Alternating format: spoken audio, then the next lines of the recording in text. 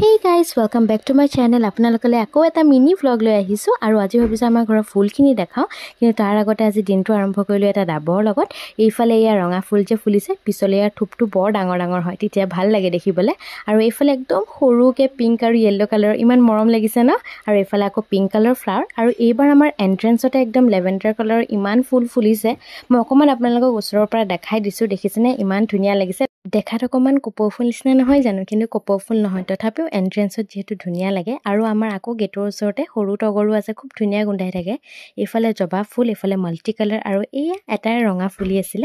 এইফালে orange colour flower আছে আৰু মোৰ প্ৰিয় গোলাপটো দেখাবই লাগিব এটো একচুয়ালি লাইট পিংক কালাৰ এইফালে দেখিছেনে কলিটো ইমান ধুনিয়া লাগিছে কিন্তু যেতিয়া ডাঙৰ হৈ যায় এনেকে বগা নিচিনা হৈ যায় আৰু তাৰ লগতে আছে এই সৰুকে মৰম লগা ৰঙা আৰু তাৰ লগতে মোৰ প্ৰিয় ৰঙা গোলাপটো দেখাবই লাগিব কিন্তু আকৌ দেখিলো বতৰ বেয়া হল ঘৰত হুমাও দেই বাই বাই